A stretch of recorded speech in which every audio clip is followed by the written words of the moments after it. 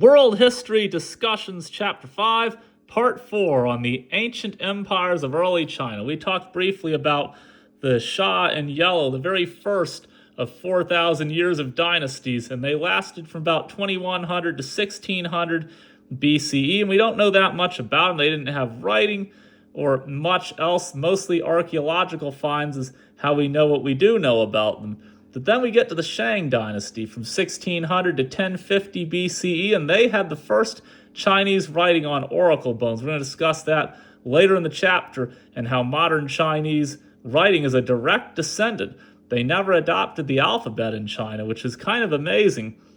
And they also, this dynasty got horse-drawn chariots, probably from Indo-Europeans via the steppe nomads coming in from the northwest. We're going to talk about them later in the chapter too, the steppe nomads.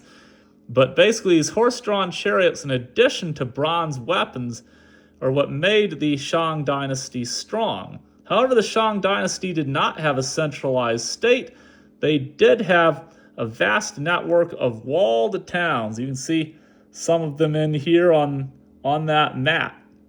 For example, the early capital of Ao, A-O, as you can see on the map, that had walls that were 33 feet tall and 66 feet thick. Probably took 10,000 laborers working 10 to 20 years. Later, they moved their capital to Yin in modern Anyang. In fact, it's said that the capital moved 6 times in the course of those 500 years between 1600 and 1050 BCE. But what they were best known for in the Shang dynasty was large and lavish tombs. Like the Egyptian tombs, though, most attracted grave robbers. I'm going to tell a joke about that in a minute. But one tomb alone had over 300 sacrificial victims joining a Shang king in death. Here's an early tomb from the Zhou dynasty right there, which is the next one. We're not there yet. We're still on the Shang.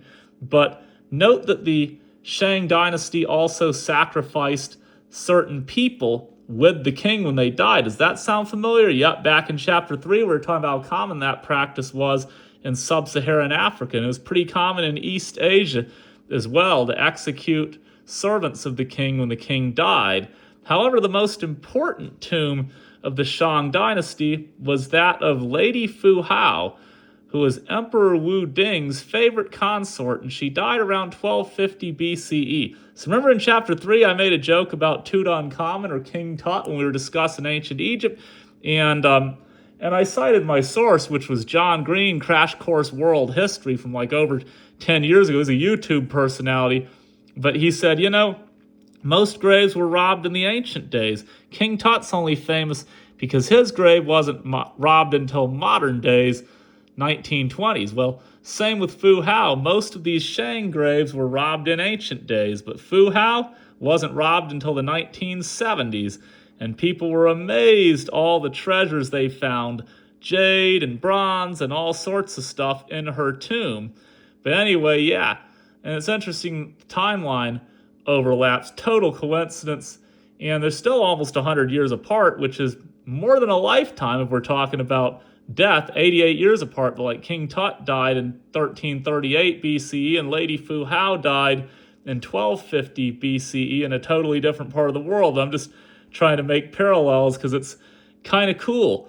But anyway, while you had all of this going on in orange, that's the Shang dynasty, you also had Sanxudi near the Yangtze River in modern Sichuan province. There it is right there. We know a lot less about Sanxudi, but it was contemporaneous with the Shang dynasty and probably the capital of a regional kingdom.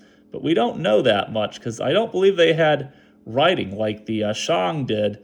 But anyway, so yep, 1600 to 1050 BCE, you've got the Shang in orange, and from 1700 to 1000 BCE, way to the southwest, Sanxudi were their contemporaries in Sichuan province. But now, next discussion, we're going to get to the Zhou dynasty, which is the rest of this chapter and the Mandate of Heaven and a lot of cool stuff. This is when Chinese history really starts coming to light, about 3,000 years ago with the rise of the Zhou. Pumped.